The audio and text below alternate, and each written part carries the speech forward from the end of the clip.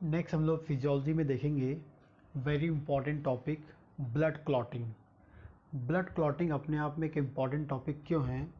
क्योंकि human body में ये जो क्लॉटिंग मैकेनिज्म होती है या जो ब्लड क्लॉट होता है एक डिफेंस प्रोसेस होती है। मान लीजिए यदि आपको कोई इंजरी होती है, कोई चोट लगती है, तो चोट या इंजरी लगने के बाद यदि आपकी ब्लड वेसल्स रप्चर होती हैं और जब ब्लड वेसल्स रप्चर होती हैं तो वहाँ से ब्लड लीक होने लगता है और ब्लड लीक होता है तो उस ब्लड को बंद करने के लिए, रोकने के लिए आप कोई कॉटन प्लग तो लगाएंगे नहीं। लेकिन बॉडी में गॉड ने एक ऐसी मैकेनिज्म दी है कि किसी भी टाइप का रप्चर हो, किसी भी टाइप का रप्चर हो, किसी भी टाइप का पंचर हो, उस अकॉर्डिंग हमारा बॉडी क्या करता है, वहाँ एक प्लग फॉर्म करता है, क्लॉटिंग प्लग फॉर्म करता है, ब्लड का थक्का बना देता है ताकि लॉस ऑफ ब्लड को रोक सके या ब्लड लॉस को रोक सके और ब्लड लॉस को रोक कर हमारी बॉडी को सेव कर लेता है। तो जो ब्लड क्लॉटिंग है ह्यूमन बॉडी की वेरी इंपॉर्टेंट प्रोसेस होती है जो बॉडी के वाइटल फ्लूइड को लॉस होने से, ब्लड को लॉस होने से बचाती है और ह्यूमन की लाइफ को सिक्योर करती है। ठीक, लेकिन इस ब्लड क्लॉट को करने के लिए बहुत सारे फैक्टर्स रिस्पॉन्सिबल्स होते हैं। वो कौन से फैक्टर्स होते हैं और वो ब्लड क्लॉट कैसे फॉर्म होता है, कौन सी मैकेनिज्म होती है, वो हम सब कंप्लीट कॉन्सेप्ट देखेंगे इस वीडियो में, या जो अभी बचा रहेगा तो नेक्स्ट वीडियो में हम लोग उसको देखेंगे। ठीक, तो पहले हम डेफिनेशन देखते हैं ब्लड क्लॉटिंग, या हम बोलेंगे कोएगुलेशन, कोएगुलेशन भी बोलते हैं। ब्लड क्लॉटिंग या कोएगुलेशन या क्लॉटिंग आप जो बोलते हैं, कोएगुलेशन। ठीक, process in which blood loss its fluidity, fluidity मतलब जो उसका लिक्विड फॉर्म है वो सॉलिड फॉर्म में वो अपनी लॉस कर देती है, लिक्विड फॉर्म को, फ्लूइडिटी को लॉस कर, मतलब जो फ्लूइड होता है, लिक्विड होता है, वो सॉलिड में कन्वर्ट हो जाता है। ठीक है, become jelly like mass after few minute, कुछ मिनट के बाद जैसे ब्लड लॉस, आपका ब्लड लीक होगा और ब्लड लीक होने के बाद यदि आप कोई कंटेनर में कलेक्ट करते हैं तो वहाँ पर क्या होगा, वो जो ब्लड है अपनी जो फ्लूइडिटी होती है या लिक्विड जो क्वालिटी होती है उससे लॉस हो जाती है और वो जेली लाइक स्ट्रक्चर में कन्वर्ट हो जाता है, जेली लाइक मास में कन्वर्ट हो जाता है। और आगे बात करेंगे when blood vessels is injured haemorrhage occur, blood vessel rupture होगी तो वहाँ से ब्लड लॉस होगा, उसे हैमरेज हम लोग बोलते हैं। एंड फिजियोलॉजिकल मैकेनिज्म क्या करेगा, cause spontaneous arrest of haemorrhage, तो हमारी जो फिजियोलॉजिकल मैकेनिज्म मतलब वही ब्लड क्लॉटिंग जो मैकेनिज्म होती है वो स्पॉन्टेनियसली तुरंत क्या करेगा, अरेस्ट करेगा किसको, हैमरेज को रोकेगा। ठीक है, और क्या करेगा, हीमोस्टेसिस मतलब बॉडी के अंदर की जो बैलेंस है, जो नॉर्मल बैलेंस है, हीमोस्टेसिस है, हीमोस्टेसिस मतलब क्या होता है, बॉडी के अंदर का जो नॉर्मल बैलेंस है उसे मेंटेन करेगा। ठीक है, और जो आपकी जो ब्लड क्लॉट हो रहा है, जो ब्लड क्लॉट हो रहा है या ब्लड क्लॉट कोएगुलेशन हो रहा है या ब्लड क्लॉटिंग हो रही है, हमेशा याद रखना है ये दो पार्ट में होता है। ठीक है, या फिर इसका 3 स्टेप्स भी बोल सकते हैं। एग्जैक्टली वहाँ पर क्या होता है या 2 पार्ट हम बोलेंगे। ठीक, पहला जो है प्राइमरी पार्ट होता है वासोकंस्ट्रिक्शन एंड प्लस प्लेटलेट प्लगिंग, जहाँ भी आपका क्लॉटिंग होने वाला है, कोएगुलेशन होने वाला है, आपकी ब्लड वेसल्स रप्चर हुई है, रप्चर होने के बाद वहाँ कोएगुलेशन होने वाला है, ये क्लॉटिंग होने वाली है, तो सबसे पहले वहाँ पर क्या होगा, उस एरिया की ब्लड वेसल्स में क्या होगा, वासो कंस्ट्रिक्शन, ब्लड वेसल्स सिकुड़ेंगी। ठीक है, साथ में क्या होगा, वहाँ प्लेटलेट्स आके जमा हो जाएंगी, जिसे हम बोलेंगे प्लेटलेट प्लगिंग बोलेंगे। प्लग, प्लेटलेट का प्लग या प्लेटलेट एग्रीगेट होगा तो प्लग फॉर्म करेगा। And clotting is secondary haemostasis, exactly जो क्लॉटिंग प्रोसेस एकदम जो क्लॉट की हम बात कर रहे हैं वो सेकेंड होती है।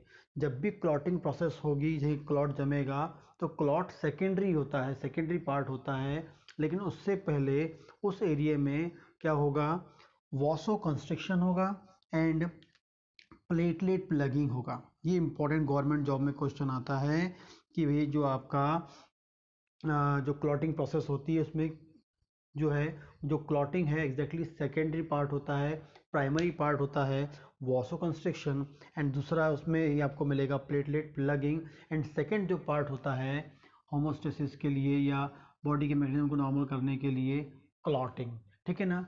And clotting characterise by plasma alone, most important point है, प्लाज्मा इंड्यूस मतलब जो प्लाज्मा है वो एग्जैक्टली रिस्पॉन्सिबल होता है क्लॉट के लिए। जो क्लॉटिंग जो है किसकी प्रॉपर्टी है, प्लाज्मा की, अकेले plasma, individual plasma clot process कर सकता है, क्लॉटिंग कर सकता है, क्लॉट फॉर्म कराता है, ठीक है ना।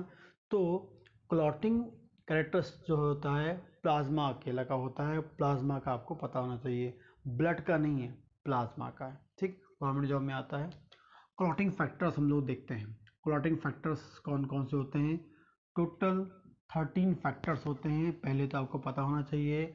जो क्लॉटिंग मैकेनिज्म में जो फैक्टर्स काम करते हैं वो टोटल 13 होते हैं, 13 होते हैं। पहला हम बात करते हैं फैक्टर फर्स्ट, फाइब्रिनोजन। पहले फैक्टर का नाम होता है फाइब्रिनोजन फैक्टर होता है फर्स्ट, ठीक है। फिर क्या है, ग्लोबिन इन नेचर, किस नेचर का होता है, प्रोटीन इन नेचर, लेकिन कौन सा प्रोटीन है वो, ग्लोबिन इन नेचर का होता है। प्रोड्यूस ओनली इन लीवर, कहाँ प्रोड्यूस होता है, ओनली इन लीवर में प्रोड्यूस होता है। एंड प्रेजेंट कहाँ होता है, प्लाज्मा में। आपको पता होगा प्लाज्मा में 3 टाइप के प्लाज्मा प्रोटीन्स होते हैं, एल्ब्यूमिन, ग्लोब्यूलिन एंड फाइब्रिनोजन। लेकिन जो फाइब्रिनोजन है इसका नेचर भी कैसा होता है, ग्लोब्यूलिन नेचर।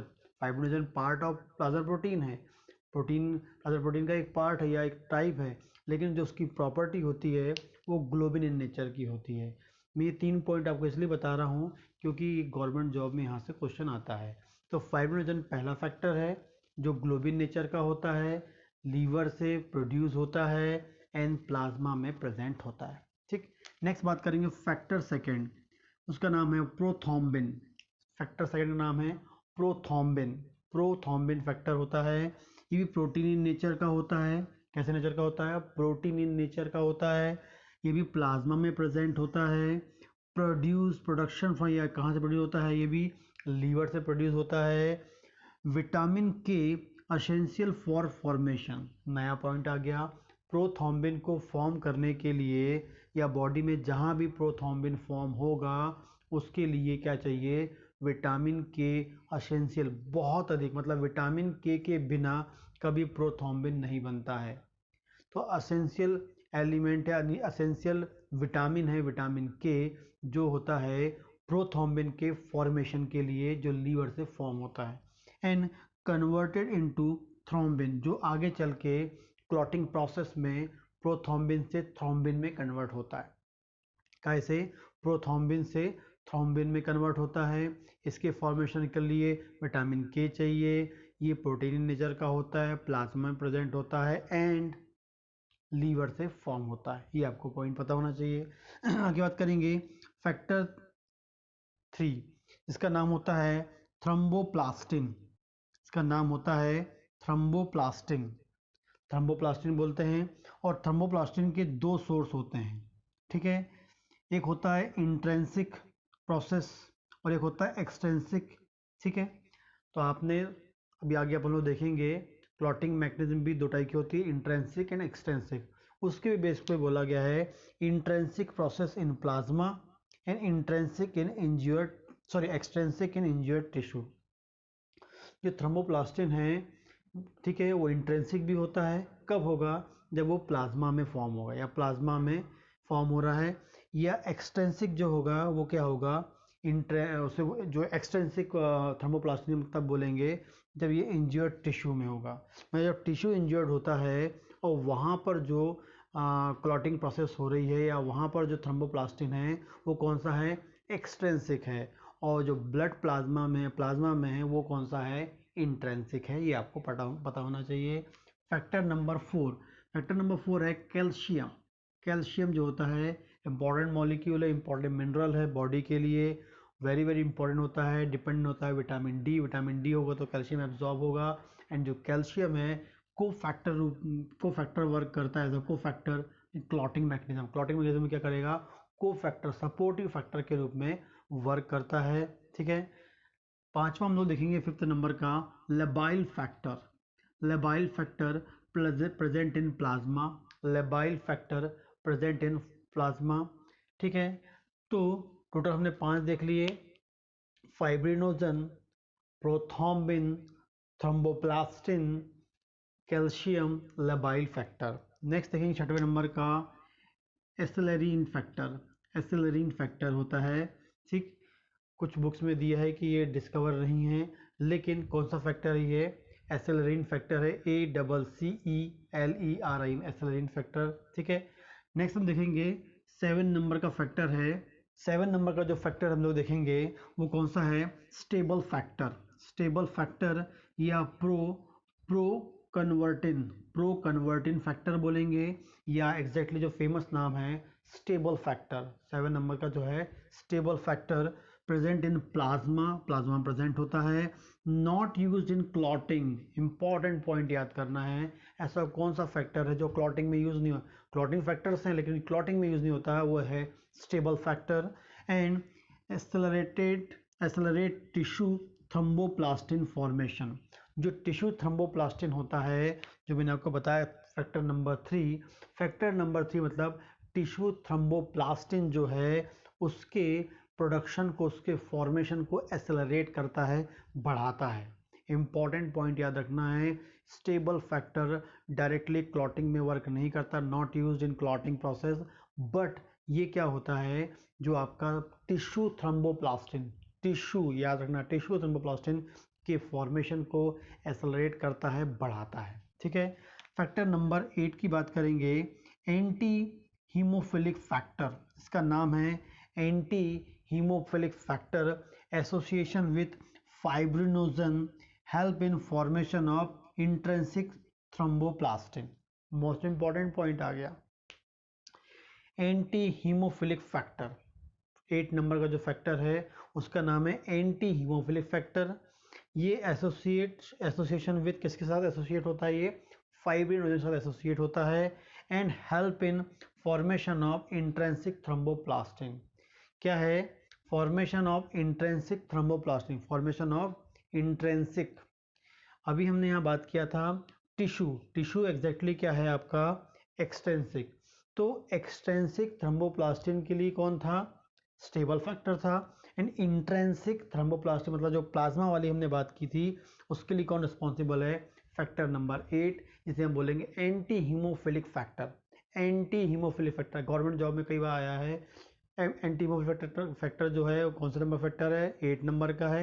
या 8 नंबर का जो फैक्टर है वो एंटी हीमोफिलिक फैक्टर है, जो कम को associate with the fibrinogen and responsible for formation of tissue thromboplastin.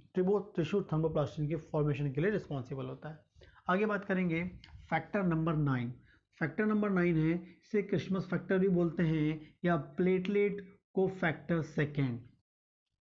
Christmas factor भी बोलते हैं, 9 को क्रिसमस फैक्टर भी बोलते हैं, एंड को फैक्टर, प्लेटलेट को फैक्टर सेकेंड, ठीक है। 7 फैक्टर नंबर 10 जो होगा स्टुअर्ट फैक्टर।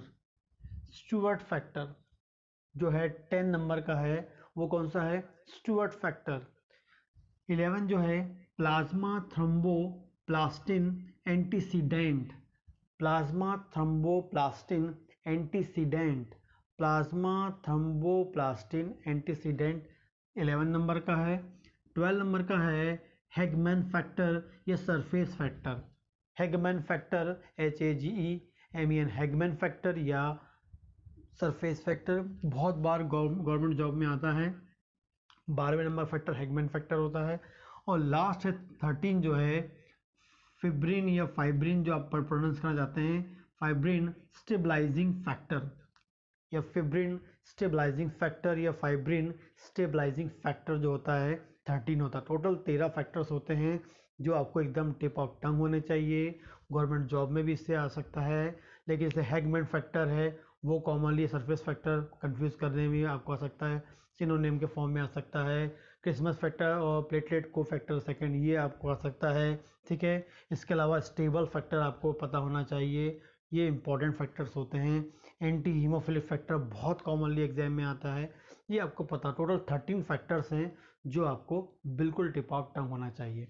आगे बात करेंगे कुछ गवर्नमेंट पॉइंट ऑफ व्यू से आपको पता होने चाहिए कुछ वैल्यूज़।